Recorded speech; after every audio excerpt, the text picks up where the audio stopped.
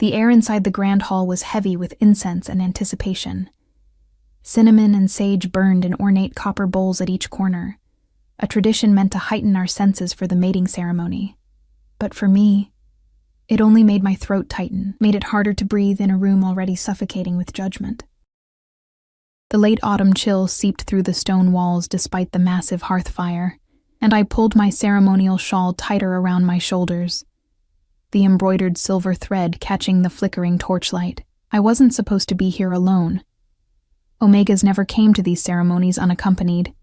It simply wasn't done. But my father had fallen ill 3 days before, and my older brother, who should have stood as my guardian, had conveniently forgotten his duty. Perhaps forgotten was too kind a word. He had made it clear over breakfast that morning that a rejected Omega like me was an embarrassment not worth his time. "You've been passed over twice already, Ellis," he'd said, not looking up from his porridge. "It's getting ridiculous. What do you expect to happen tonight that didn't happen the last 2 times?" I'd said nothing, letting my pale blonde hair fall forward to shield my face. The small silver pendant my grandmother had pressed into my palm before she died hung heavy around my neck. "Your quiet strength will speak when you cannot," she'd whispered. I touched it now, feeling its worn edges under my fingertips. From my place along the wall, I watched as families greeted one another with loud laughter and knowing looks. The unmarried Omegas stood in clusters, their guardians hovering nearby, occasionally stepping forward to introduce them to potential suitors.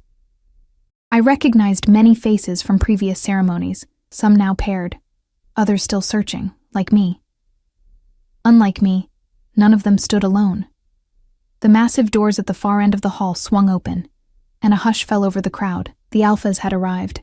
They entered as they always did, with an air of casual dominance, their broad shoulders and confident strides commanding attention without effort. Among them were faces I recognized from our village and neighboring territories, some nodding politely to the gathered families, others scanning the room with predatory interest. My heart sank as I watched the customary greetings begin. First, the alphas would approach the Omegas who had caught their attention in everyday village life. Then would come the introductions from parents and guardians, eager to create advantageous matches. And finally, the unclaimed alphas would wander, following scents and instincts to find potential mates among those still waiting. I knew from bitter experience that I would remain waiting when the night ended. It wasn't that I was unattractive. My mirror reflected back clear blue eyes and delicate features that were pleasing enough, but something about me didn't call to them, didn't trigger that primal recognition that was supposed to happen. "Too bookish," I'd overheard one alpha say at the last ceremony. "Too quiet," said another. "Probably barren," whispered an elder, not bothering to lower her voice as I passed. The rejection stung, but it wasn't surprising. I wasn't like the others. I didn't know how to lower my eyes at the right moment, or laugh at jokes that weren't funny. I preferred the company of books to people, and solitude to crowds. My father had once said, with surprising kindness, that I was born in the wrong time. In a different era, your mind would be valued above your womb. But we didn't live in that era. We lived in this one, where an unbonded Omega past 20 was an object of pity at best, suspicion at worst. I shifted my weight from one foot to the other, wondering how long I needed to stay before I could slip away unnoticed. An hour might be respectable. Perhaps 2, if I could bear it. I watched as a young alpha with chestnut hair approached a pretty Omega across the room. The girl's guardian, her mother by the resemblance, beamed with pride as the alpha bowed and requested permission to speak with her daughter. The formal courtship dance had begun. "Excuse me," a voice murmured beside me, causing me to start. An older woman with silver-streaked hair and kind eyes offered me a goblet of spiced wine. "You looked like you could use this." I accepted it gratefully. "Thank you." "First time?" she asked, her gaze sweeping over my solitary position. "Third," I admitted, taking a small sip to hide my embarrassment. Her eyebrows rose slightly, but to her credit, she didn't comment on what we both knew, that a third ceremony without a match was almost unheard of. Instead, she said, "My son is here somewhere, recently returned from the Northern Territories." She glanced around the crowded hall. Though I've lost sight of him already, I nodded politely. unsure why she was telling me this. The wine was stronger than I expected, warming my chest and loosening the knot of tension between my shoulders. He's not one for these gatherings, she continued. Too many scents, too much noise. He prefers the quiet of the mountains. Her gaze returned to me, assessing. You seem like you might understand that preference. Before I could respond, a commotion near the entrance drew our attention. A newcomer had arrived, and the crowd parted before him like water around a boulder. He was enormous, towering at least a head above the other alphas, with shoulders that strained against his formal attire, and dark hair pulled back from a face that seemed carved from stone. His presence filled the room, commanding and undeniable. "Ah," the woman beside me said with a small smile. "There he is." My throat went dry as I realized this mountain of a man was her son. The one who preferred quiet. The one who had recently returned from the Northern Territories, a place known for its harsh conditions, and even harsher people. No wonder he looked so formidable. Whispers rippled through the hall. I caught fragments. Fought off 3 rogues single-handed. Turned down a position on the High Council. Reclusive. Dangerous. The giant alpha's gaze swept the room with obvious disinterest until it landed on his mother beside me. He frowned. Not in anger, but in concentration, and began making his way toward us. The crowd seemed to instinctively make space for him, conversations faltering as he passed. "Mother," he greeted, his voice a low rumble that seemed to vibrate through the stone floor. "I told you I'd find you. No need to wait by the door." "I wasn't waiting, Rowan. I was having a lovely conversation with—" She looked at me expectantly. "Ellis," I supplied, my voice embarrassingly small next to his commanding presence. His eyes, a startling amber, almost golden in the torchlight, flicked to me, then away, then back again, narrowing slightly. I resisted the urge to shrink into the wall behind me. "Ellis," he repeated, and somehow my name sounded different in his mouth, more substantial. He gave a curt nod, clearly intending it as both greeting and dismissal as he turned back to his mother. "We've made an appearance. Can we leave now?" She clicked her tongue. "We've been here less than 10 minutes, and you haven't even greeted the Elder Council." "I greeted them yesterday," he said, impatience edging his tone. "This is unnecessary pageantry." "It's tradition," she corrected gently. "And sometimes traditions exist for good reason." He made a non-committal sound, clearly unconvinced. His gaze drifted over the room again, his displeasure evident in the set of his jaw. I sympathized with his discomfort, though for different reasons. He didn't want to be here because he found it beneath him. I didn't want to be here because I didn't belong. The hall had grown more crowded, the ceremonial drums beginning their slow, rhythmic beat to signal the official start of the pairing dances. Alphas would soon begin asking Omegas to join them, their movements watched closely by family members and elders, everyone looking for signs of compatibility and attraction. "You should circulate," Rowan's mother urged him. "There are many eligible—" "I'm not interested," he cut her off, though without unkindness. "You say that every year," she sighed. "And every year I mean it." His gaze slid to me again, a flicker of something crossing his features, not interest exactly, more like recognition of a fellow reluctant participant. "You're alone," he observed. The bluntness of his statement caught me off guard. "Yes." "Where is your family?" I hesitated. The truth was humiliating, but a lie would be pointless. The entire village knew the reputation of the Blackwell family and their disappointing Omega daughter. "My father is ill. My brother had other obligations." Rowan's mother made a small, disapproving noise. James Blackwell always did lack a proper sense of duty. The fact that she knew my brother by name surprised me, though it shouldn't have. Our community wasn't large, and the Blackwells, despite our diminished status in recent years, had once been prominent. Before the conversation could continue, a disturbance at the center of the hall caught everyone's attention. A group of young alphas from one of the eastern packs had arrived late, already boisterous from pre-ceremony drinking. Their leader, a red-haired man with a too-loud laugh, was making a show of dramatically scenting the air, turning in slow circles as if tracking prey. "I smell an unclaimed Omega," he announced, his voice carrying over the music. "One that's been passed over before." His companions laughed, encouraging him. "Where are you, little reject? Come out, come out." My stomach dropped. I knew exactly who he was talking about. The ceremonial baths we were all required to take before the gathering used special oils that minimized our natural scents, creating a more even playing field for initial attractions to form, but they couldn't completely mask the subtle changes in an omega's scent after multiple rejections. There was a sourness to it, apparently, or so I'd been told by a particularly cruel cousin after my second failed ceremony. The red-haired alpha was making a game of following my scent, his friends hooting with laughter as he pretended to hunt, getting closer to my corner with each exaggerated sniff. My cheeks burned with humiliation as heads turned to watch the spectacle. Rowan had gone very still beside me, his massive frame tensing like a predator about to strike. His mother placed a restraining hand on his arm, but her expression was troubled. "There you are." The red-haired alpha's gaze locked on me, his smile all teeth and no warmth. The famous Blackwell failure, 3 ceremonies? That must be some kind of record. I wanted to disappear. I wanted the stone floor to open up and swallow me whole, but I forced myself to stand straight, my grandmother's pendant cold against my skin. "Excuse me," I said quietly, intending to leave with whatever dignity I could salvage. But as I tried to step around him, he moved to block my path. "Don't run off so soon. The night is young, and beggars can't be choosers, can they?" He reached out as if to touch my hair, and I flinched back involuntarily. What happened next occurred so quickly I barely registered the movement. One moment the red-haired alpha was leering down at me.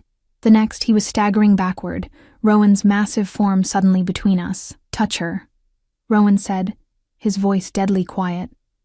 "And it will be the last thing your hand ever does." The hall fell silent, the drums faltering as all eyes turned to the confrontation. The red-haired alpha recovered his balance, his face flushing with anger and embarrassment. "This isn't your business," he snarled. "Unless—" His eyes widened slightly, a mocking smile spreading across his face. "Oh, I see. You're staking a claim on the reject? How charitable." Rowan didn't move, didn't rise to the bait, but I could see the tension in his shoulders, the barely leashed violence in his stillness. "She's with me," he said simply, the words falling like stones in the quiet hall. I stared at his back in shock. What was he doing? The red-haired alpha looked between us, clearly skeptical. "Since when?" "Everyone knows she's unclaimed." Rowan half turned toward me, and something in his amber eyes made my breath catch. It wasn't kindness or pity I saw there. It was determination, calculation, and something else I couldn't name. He leaned down, his massive frame enveloping me as he whispered in my ear, his breath warm against my skin. "Pretend you're mine." The words hung between us, simple yet profound in their implication. Pretend you're mine.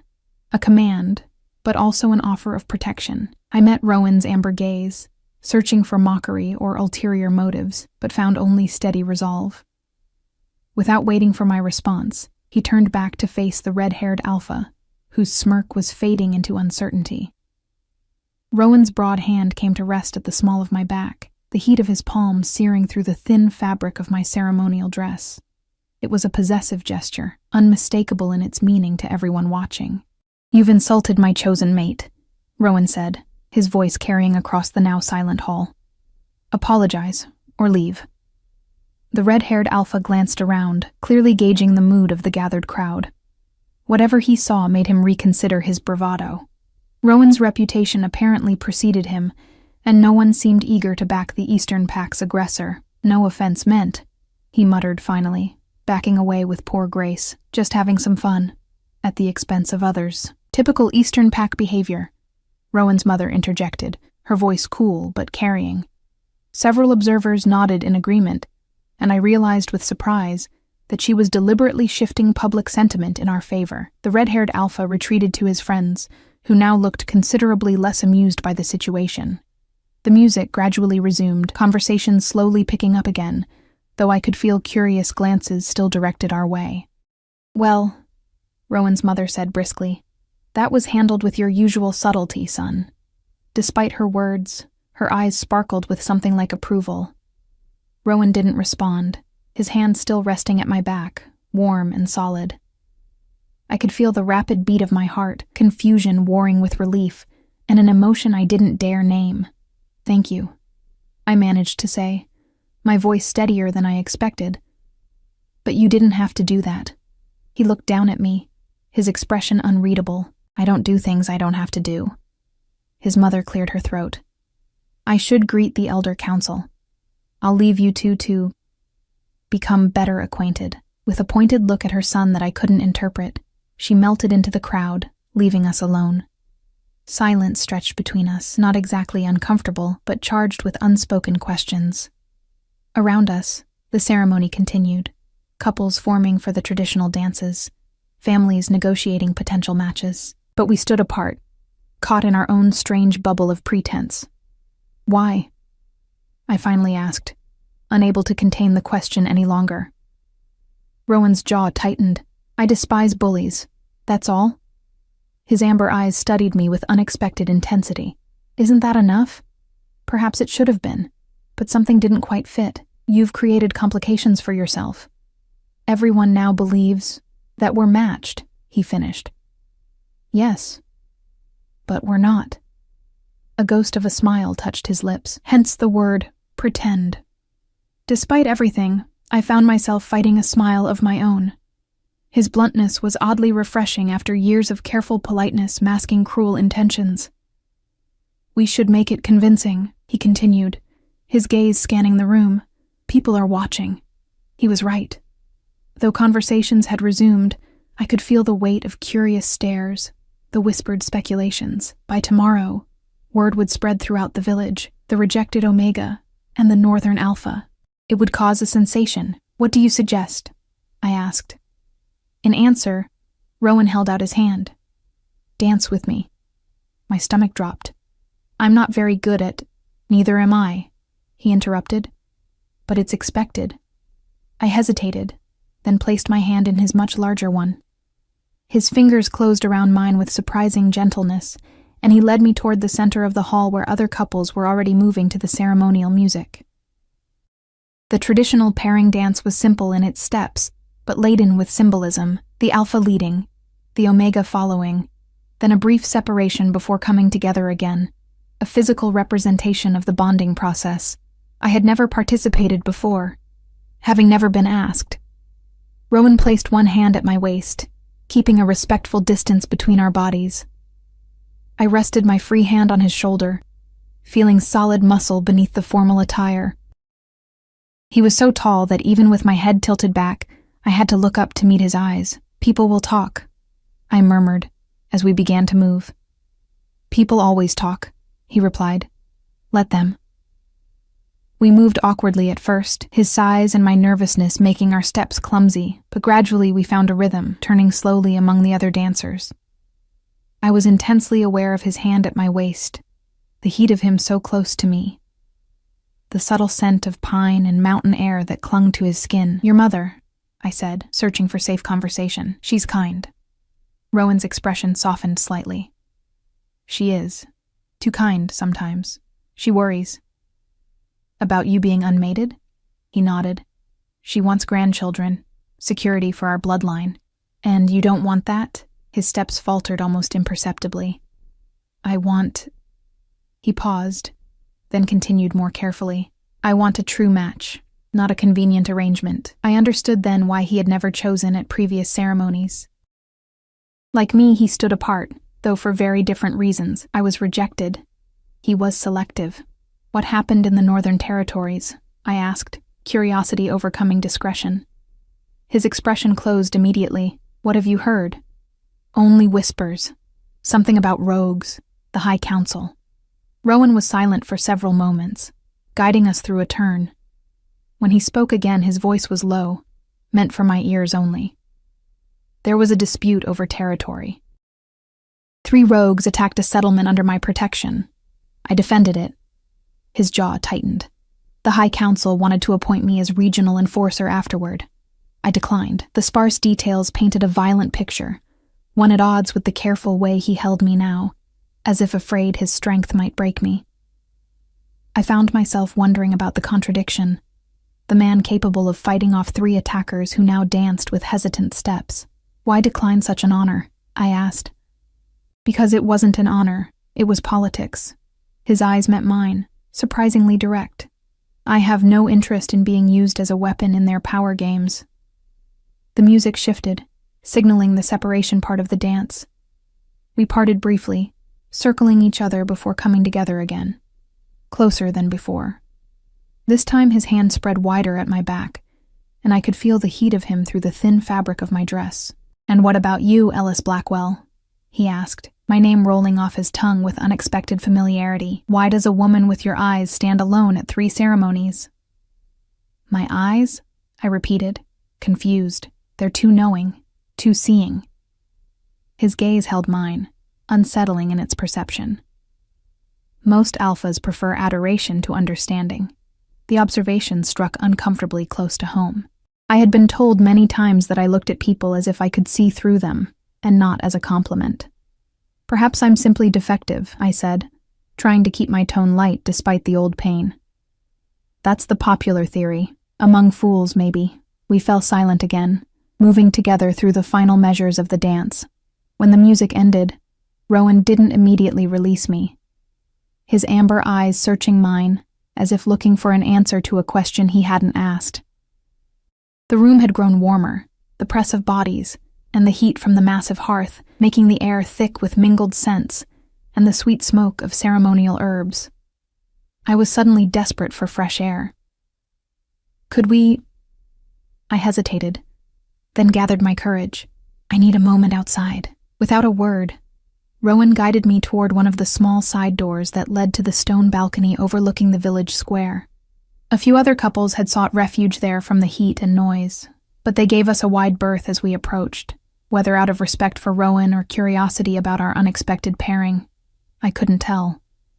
The night air was cool against my flushed skin, the distant howl of wolves in the surrounding forests, a familiar counterpoint to the muffled sounds of music and conversation from inside. The autumn moon hung low and heavy over the mountains, casting everything in silver light. I moved to the stone balustrade, grateful for its solid support, as I tried to make sense of the evening's strange turn. Behind me, I felt rather than heard Rowan approach, his presence an unmistakable weight in the air. "You didn't have to leave on my account," I said without turning. "I didn't," he replied simply. "I wanted air as well." He came to stand beside me, his massive forearms resting on the stone railing. In profile, his features looked carved from granite, all sharp angles and unyielding lines. Yet there was something almost vulnerable in the way he gazed out at the night, something that made me wonder what he saw when he looked at the dark forests and distant peaks. "How long will we need to maintain this pretense?" I asked quietly. Rowan considered for a moment, "Through the end of the ceremony at least. After that?"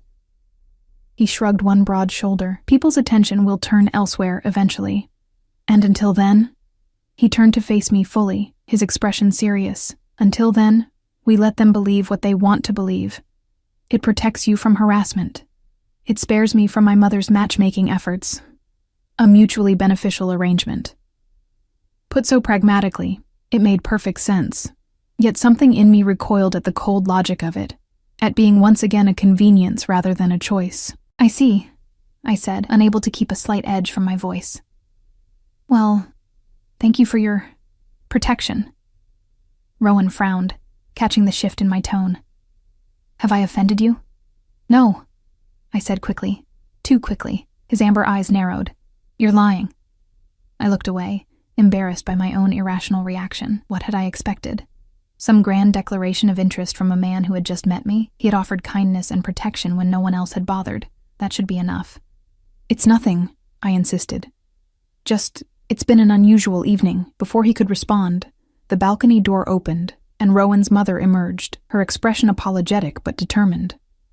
"I'm sorry to interrupt," she said, "but the Elder Council is performing the blessing soon. They've specifically requested your presence, Rowan." Her eyes flicked to me, a knowing warmth in them that made me uncomfortable with our deception. "Both of you. The blessing. Of course." I hadn't considered this complication when agreeing to Rowan's charade. The Elder Council's blessing was a central part of the mating ceremony, a ritual validation of new pairs performed before the entire community. To participate would elevate our pretense from a momentary deception to something far more significant. Rowan seemed to recognize my hesitation. "We don't have to." "Yes, you do," his mother interjected firmly. "Avoiding the blessing would be noticed, commented upon. The very attention you're trying to avoid." She looked between us, her expression softening. "It's just a formality. Many pairs receive the blessing and later decide they aren't compatible." Not true, I thought, but didn't say. While technically the blessing wasn't legally binding, it was considered a serious commitment. Pairs who received it but didn't formalize their bond were rare and often ostracized. "Ellis?" Rowan's voice pulled me from my spiraling thoughts. The way he said my name, like it mattered, like I mattered, sent an unexpected warmth through me. "It's fine," I said, forcing confidence into my voice. "Your mother is right. It would be conspicuous to avoid it." He studied me a moment longer, then nodded. "Very well." We followed his mother back into the Great Hall, which had been transformed during our absence. The central area had been cleared, and the Elder Council, 5 aging members of the most respected bloodlines, now sat in ornately carved chairs along the far wall. Before them, a ceremonial fire burned in a shallow bronze basin, filling the air with aromatic smoke from sacred herbs and resins. Couples were already lining up, preparing to approach the elders in turn. Each pair would receive a blessing unique to them, a pronouncement on their compatibility and future together, divined through some combination of ancient wisdom and the elder's own keen observation. I had watched this ritual twice before from the shadows, never expecting to participate. As we took our place in the line, I felt the weight of stares intensify. The red-haired alpha and his friends had positioned themselves nearby, their expressions a mixture of disbelief and malicious anticipation. Clearly they expected our deception to be revealed. Perhaps they even hoped for it. "Ignore them," Rowan murmured, his breath warm against my ear. "I'm trying," I whispered back. "But they're right to be skeptical. The elders will know we're not truly matched." His hand found mine, engulfing it completely. "Trust me." Before I could respond, the first couple approached the elders. The ritual began with each Alpha and Omega stating their names and bloodlines, followed by a period of silent observation as the elders studied them. Finally, the head elder would speak the blessing, a prophecy of sorts, unique to each pairing. Couple after couple went forward, received their blessing, and retreated to the applause of family and friends. Some blessings were brief, others lengthy and detailed. Some brought tears of joy, others nervous laughter. All seemed to carry an uncanny accuracy about the couple's dynamic, even those who had just met that night. "Rowan North," his mother whispered urgently as we neared the front of the line. "Remember your full ceremonial name." He made a non-committal sound, but I could feel him tense beside me. Whatever his reluctance, it wasn't simply about participating in a ritual under false pretenses. There was something more personal at stake. "Next," called the head elder, a white-haired woman whose sharp eyes seemed to miss nothing. We stepped forward together, the ceremonial fire casting flickering shadows across our faces. I fought the urge to shrink behind Rowan's massive form, forcing myself to stand tall beside him. "Names and bloodlines," the head elder intoned. Rowan's hand tightened around mine almost imperceptibly. "Rowan Thorbjorn North, son of Astrid and Henrik North, of the Northern Mountain Pack." A murmur went through the crowd at his full name. Thorbjorn, Thor's bear, a warrior's name from the old traditions. It suited him, I thought, with his bear-like size and quiet strength.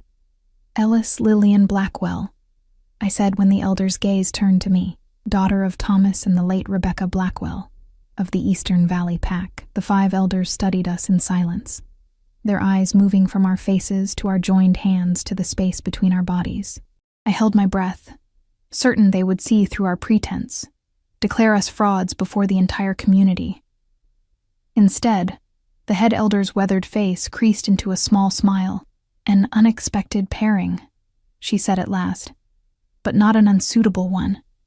Relief flooded through me, quickly followed by confusion. How could she not see the truth? "Step closer to the sacred flame," she instructed. We obeyed, the heat of the fire warming my face as the aromatic smoke swirled around us. The head elder closed her eyes, inhaling deeply, her expression becoming distant, as if listening to voices only she could hear. When she spoke again, her voice had changed, becoming deeper and resonant with authority. "The bear and the fox," she pronounced. "Strength meets cunning, solitude meets adaptability. You come together from different worlds, each carrying wounds hidden from sight, but not from each other." I felt Rowan go very still beside me, his breathing shallow. "The path before you is not straight," the elder continued.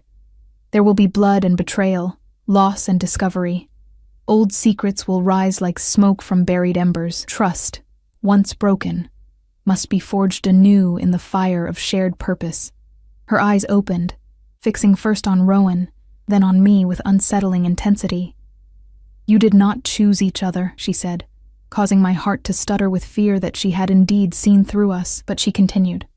"You were chosen for each other, by forces older than either of you understand. What begins as pretense will become truth, if you have the courage to face it." My blood ran cold. Pretense. She had used that exact word. Rowan's word. It couldn't be coincidence. Somehow, impossibly, she knew. "Your blessing," the elder concluded, raising her hands over the fire, "is the gift of clear sight. May you learn to see each other, and in doing so, see yourselves." The fire flared briefly, sending sparks dancing upward, and then settled back to its steady burn. The ritual was complete. Scattered applause broke the silence. More hesitant than for previous couples, whispers raced through the crowd as we turned to walk away. I caught fragments. The bear and the fox. Pretense become truth. Blood and betrayal. Breathe.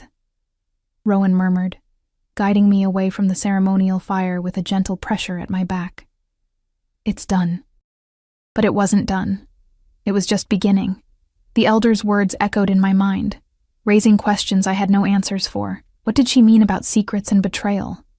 About being chosen for each other? And most disturbing of all, how had she known about our pretense? We had barely reached the edge of the crowd when a tall, broad-shouldered man intercepted us. He had Rowan's coloring but was older, his dark hair streaked with silver at the temples.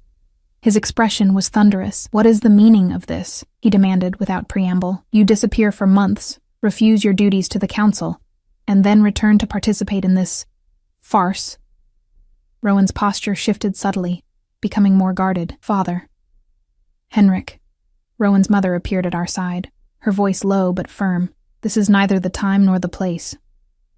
"It's exactly the time," Henrik North growled, "before this goes any further." His cold gaze swept over me dismissively. "A Blackwell? Have you lost your senses, boy? Their bloodline has been in decline for generations, and this one," he gestured toward me without looking at me directly, "has been rejected multiple times. There must be a reason." Each word struck like a physical blow. I had heard such sentiments before, of course, but never so baldly stated to my face. The casual cruelty of it stole my breath. "You will apologize to my chosen mate," Rowan said, his voice dangerously quiet. "Now." The tension between father and son crackled like lightning before a storm. They were evenly matched in height, though Henrik was leaner, his features sharper. I saw in him what Rowan might become in 30 years, if he allowed bitterness to carve away his compassion. "This discussion isn't over," Henrik said finally, ignoring his son's demand. He turned to leave, then paused, adding with cutting precision, "Remember your responsibilities, Rowan. To our pack, to our bloodline. Remember what happened to those who forgot." With that, he strode away, leaving a cold silence in his wake. "I am so sorry," Rowan's mother said immediately, distress evident in her voice. "He's been difficult since your return. The council's offer is none of his concern." Rowan cut her off. His jaw was tight, a muscle ticking in his cheek, "and none of yours." She flinched slightly at his tone, but held her ground. "You know why he's afraid, Rowan, after what happened with your uncle, mother." His voice held a warning that stopped her mid-sentence. She pressed her lips together, then nodded once in acquiescence. "I should speak with him. Smooth things over." She touched my arm briefly. "Don't judge our family by this first impression, Ellis. We're not all as undiplomatic as the Northmen." After she left, silence stretched between us. thick with unspoken questions. The ceremony continued around us, but we stood apart from it, isolated by the invisible barrier of tension Rowan's father had erected. "I'm sorry," Rowan said at last. "My father is concerned for your future," I finished for him. "I understand. My family isn't exactly prestigious anymore." His amber eyes focused on me with surprising intensity. "That's not why I'm apologizing." His behavior was inexcusable regardless of his concerns. I didn't know how to respond to the fierce protectiveness in his voice. No one had ever defended me that way before, certainly not to their own family. "The elder's blessing," I said instead, changing the subject. "She knew about our arrangement." Rowan glanced toward the council, his expression thoughtful.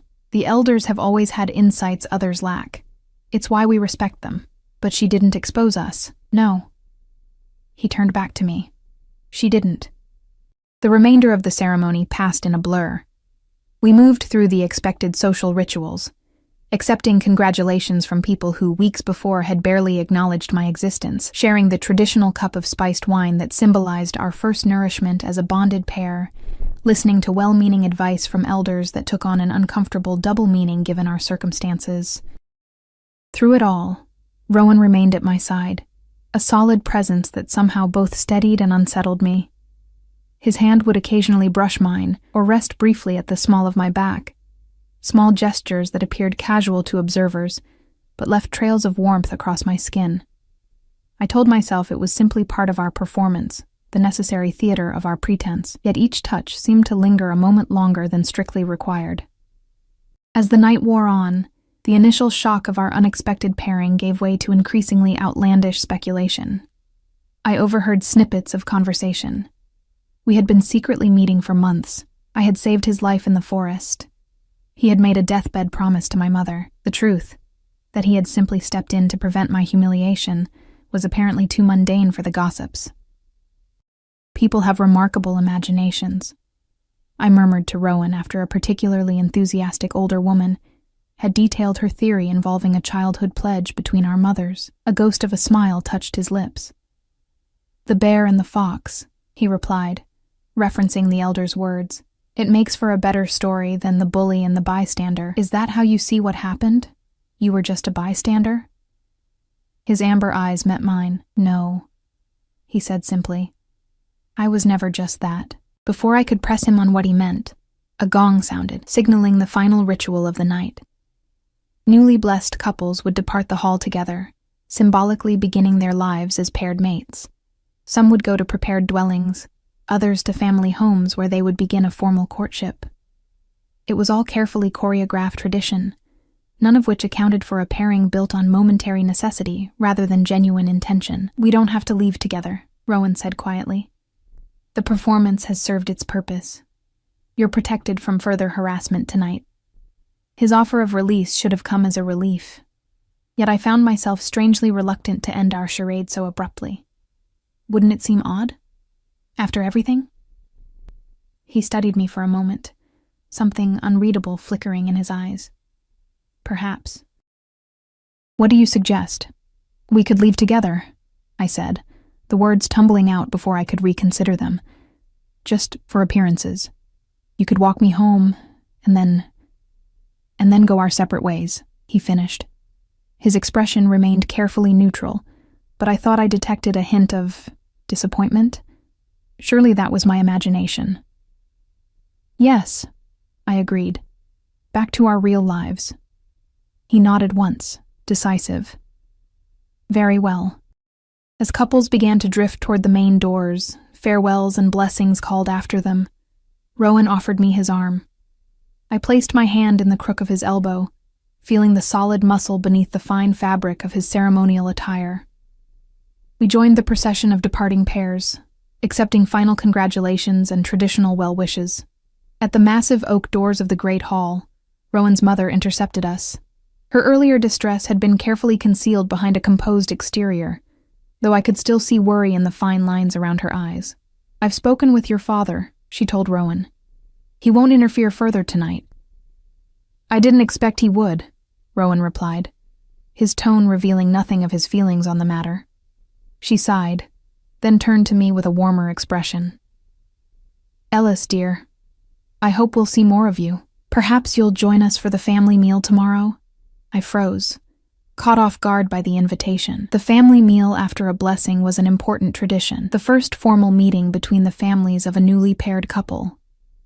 It was where potential conflicts between families were addressed, and initial arrangements for the couple's future were discussed.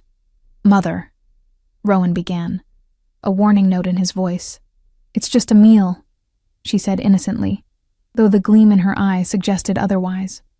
Nothing formal. I've already sent word to your father, Ellis. My stomach tightened at the thought of my father receiving such a message. He would be confused, possibly angry at being the last to know about a development of such significance. And my brother, I could already imagine his disbelief. I'm not sure that's... I started. We'll discuss it later, Rowan interrupted firmly. It's been a long evening. His mother smiled, undeterred. Of course. Rest well, both of you. She squeezed my hand briefly before departing, leaving me with the distinct impression that she was several steps ahead in a game whose rules I didn't fully understand. Outside, the autumn night was crisp and clear, the moon now high overhead casting silver light across the village square. Most of the departing couples headed toward the residential district on the western side of the village, but my family's home lay to the east, separated from the others by a small stream and a copse of ancient oak trees, a physical manifestation of our social isolation. It's not far, I said as we left the main path, just beyond the bridge. Rowan matched his stride to mine, shortening his naturally longer steps. We walked in silence for a time, the sounds of celebration fading behind us, replaced by the gentle gurgle of the stream and the rustle of leaves in the night breeze. It was peaceful, this quiet dark, and I found myself slowing my pace, reluctant to reach our destination and end whatever this strange interlude was. Your father, Rowan said eventually. Will he be troubled by your mother's message? I considered how to answer. Surprised, certainly. My father has modest expectations for my future. Being paired with someone of your standing wasn't among them. My standing? There was a note of genuine curiosity in his voice. Your family is respected, powerful. Even I know that, and I pay little attention to pack politics. He made a non-committal sound. Respect and power aren't the same thing. Perhaps not, but they often travel together. We reached the small stone bridge that crossed the stream, our footsteps echoing hollowly on the ancient rocks. On the far side, a narrow path led through the oak grove to my family's home, the windows already dark. My father retired early, especially when unwell. I paused at the center of the bridge, reluctant to continue. Once we crossed, our charade would end.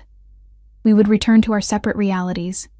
He to his powerful family and whatever complications awaited him there, I to my diminished one and the familiar weight of disappointment.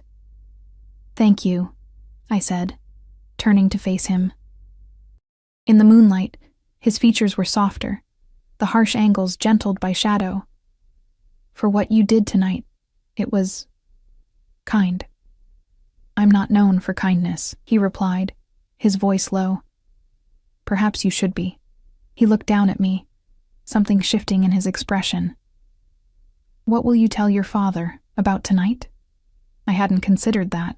The truth, I suppose, that it was a momentary solution to an uncomfortable situation. That it meant nothing. Nothing. He repeated. Was it something else? The word I asked, flat, suddenly uncertain.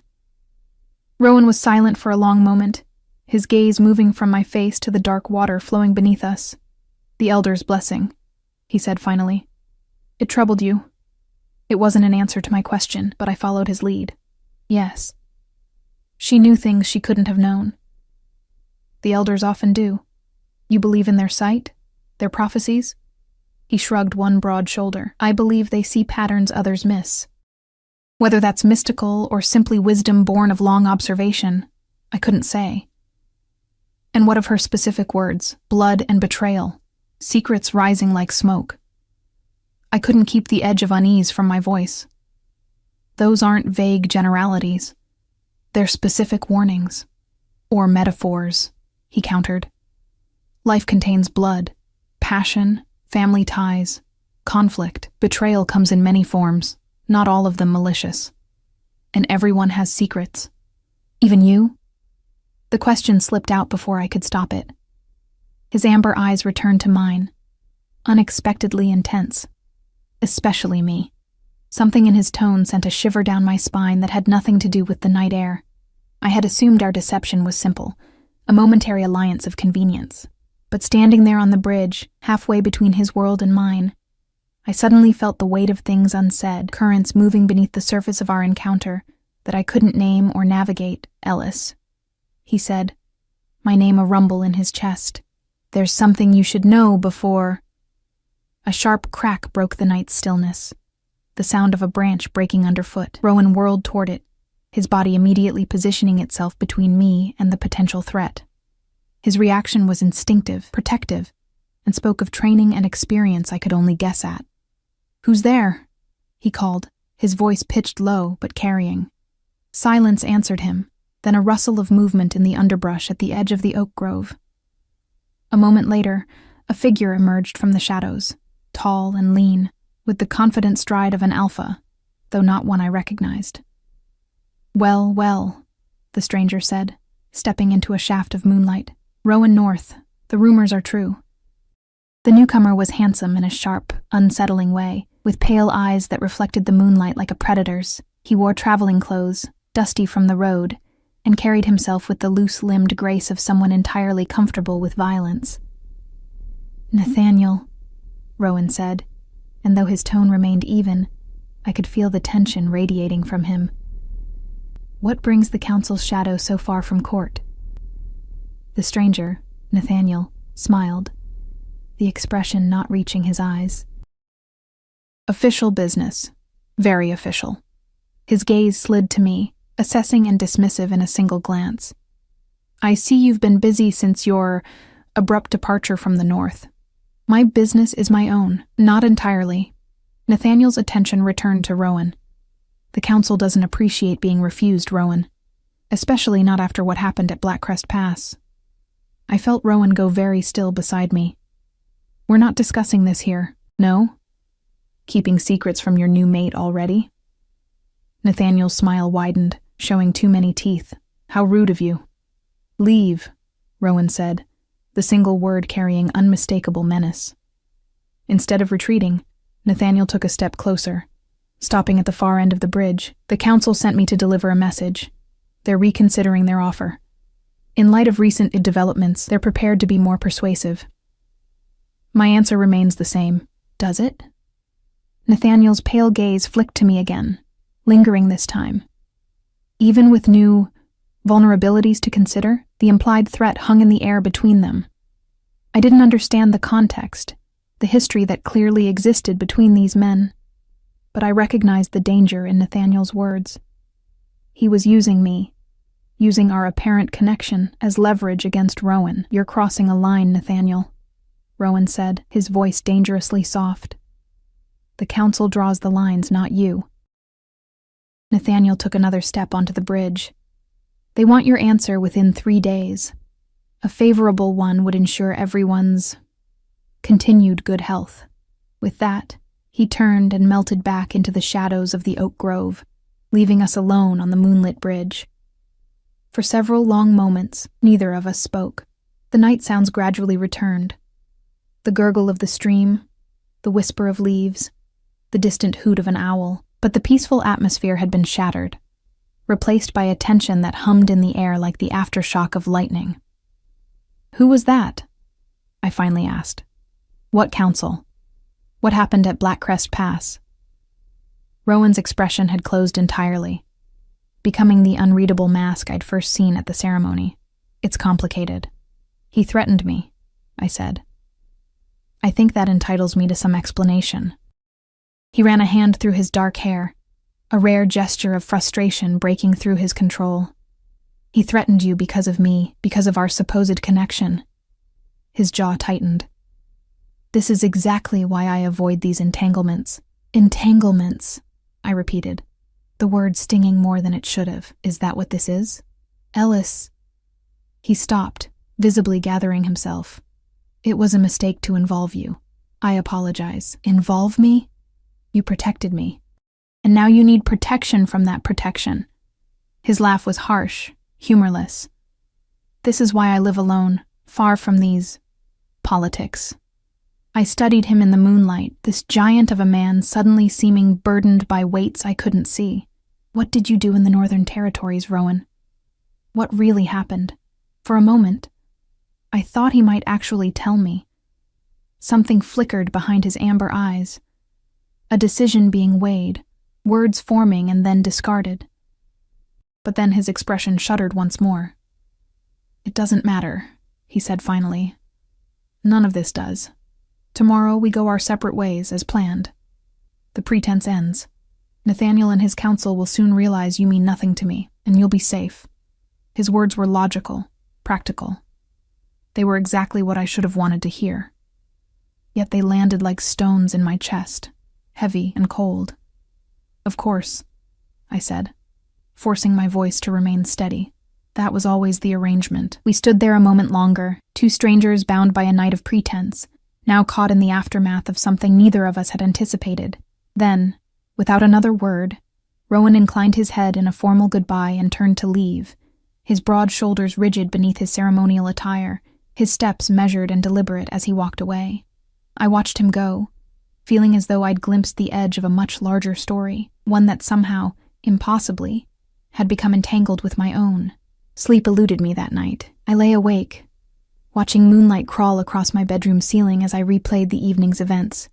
The ceremony, Rowan's unexpected intervention, the elder's unsettling blessing, and finally, that strange encounter on the bridge.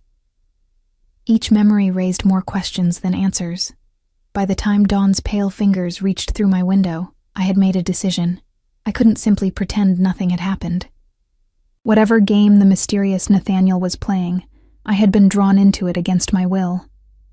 I deserved answers, even if Rowan was reluctant to provide them. I dressed quickly in simple clothes, a far cry from the ceremonial attire of the previous night, and made my way downstairs. The house was quiet, my father still asleep, which suited me perfectly. I needed to think without his questions, or worse, his disappointment when he learned the truth about my match.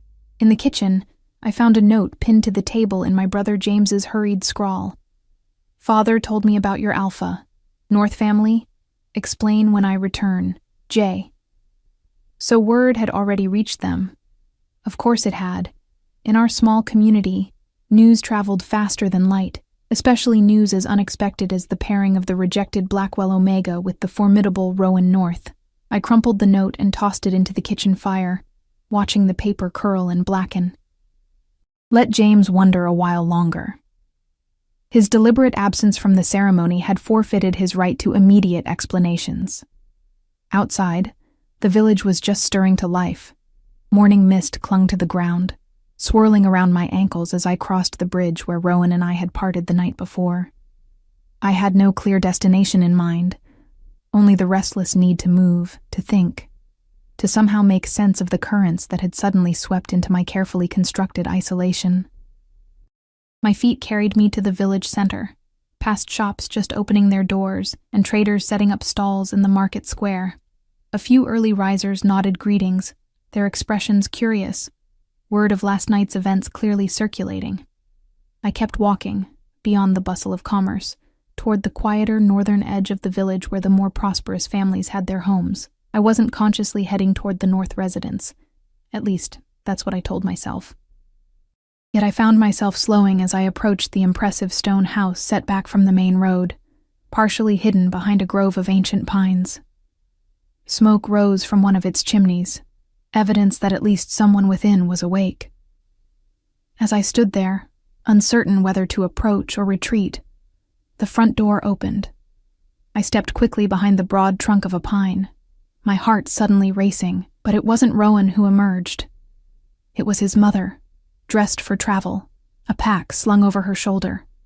She moved with purpose down the garden path, turned onto the road, and headed north, away from the village center.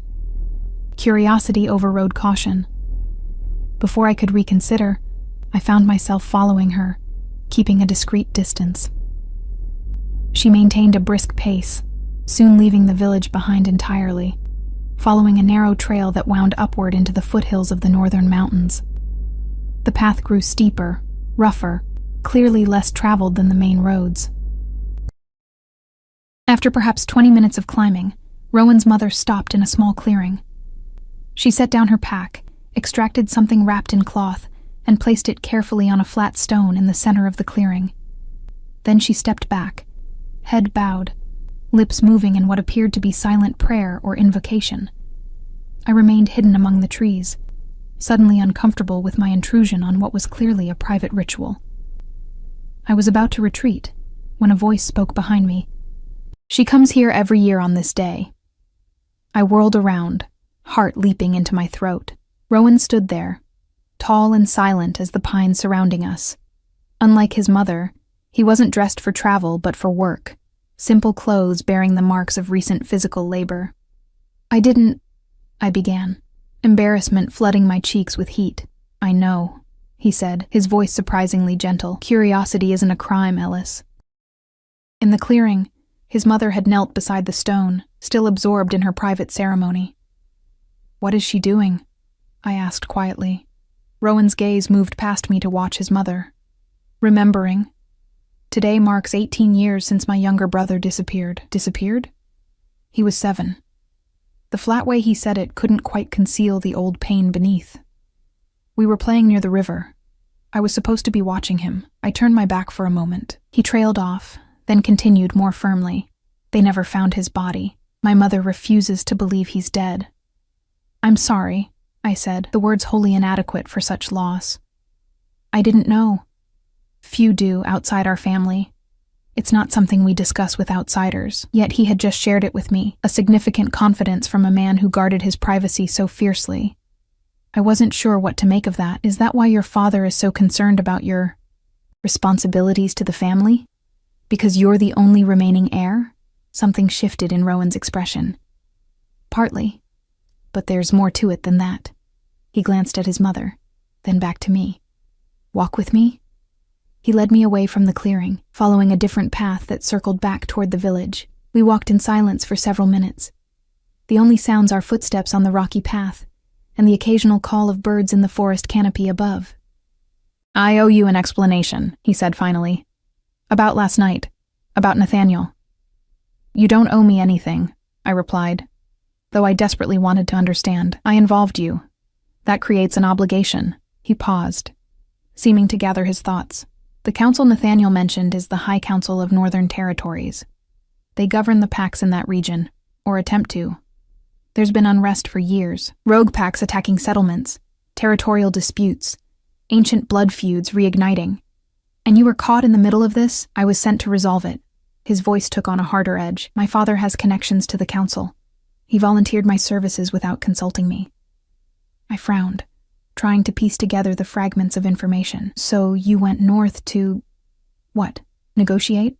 Fight?" "Both, as it turned out." A muscle ticked in his jaw.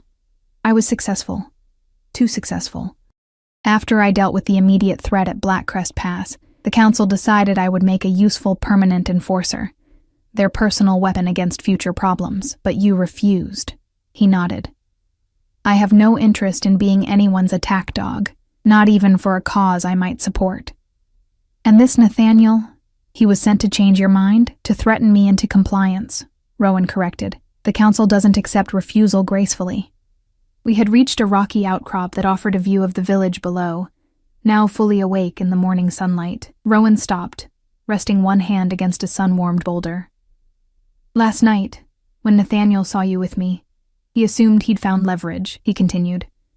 "A way to force my cooperation by threatening someone I care about. The implication, that I was someone Rowan cared about, hung in the air between us. I knew I should correct the misunderstanding. Remind him that our connection was merely pretense. But the words stuck in my throat. "What will you do?" I asked instead. "Leave," he said simply. "Return to my cabin in the mountains. Distance myself from anyone they might use against me. Including your family? My mother understands. My father..." He shrugged. "We've been at odds for years. This changes nothing." I looked out over the village, seeing it suddenly through new eyes. as a place of constraints and expectations, of politics and manipulations. No wonder Rowan preferred the solitude of the mountains. And what about the blessing? I asked, remembering the elder's words. Blood and betrayal, secrets rising like smoke. Does any of that connect to this council? To what happened in the north? Rowan was silent for a long moment. Perhaps, he admitted finally. There were complications at Blackcrest Pass that I haven't shared with anyone, not even my family. What kind of complications? He turned to face me fully, his amber eyes searching mine as if weighing how much to reveal. I discovered evidence that someone on the council was secretly supporting the rogues, fueling the conflicts they claimed to want resolved. Why would they do that? Power? Control? The usual motivations? His expression darkened. A region in constant turmoil requires constant oversight. It justifies expanded council authority, larger security forces, more resources allocated to those in charge. The implications were disturbing. Did you confront them with this evidence? No. His voice was grim. Because I don't know which council members are involved. Moving against one might alert others. And if they're willing to orchestrate violence against entire settlements for political gain, they wouldn't hesitate to eliminate someone who threatened to expose them. I finished for him. He nodded. Exactly. The pieces were falling into place.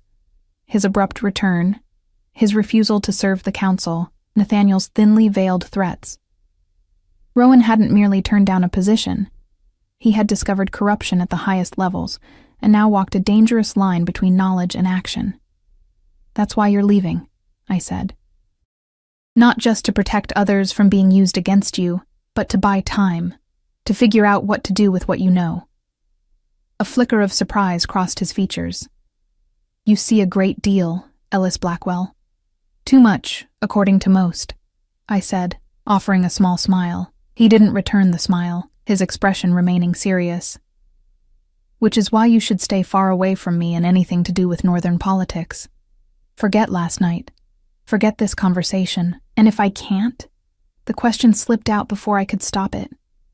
Rowan's gaze softened, something vulnerable briefly visible beneath his carefully maintained control. Then you're in more danger than you realize. A twig snapped in the forest behind us.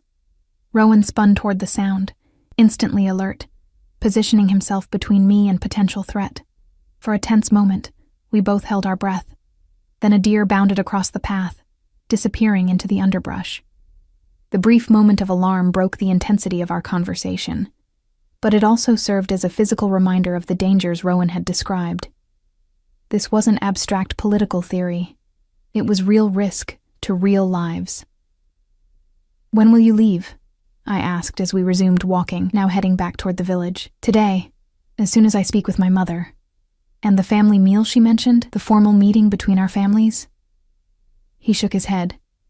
There won't be one. I'll explain to her that our pairing was situational.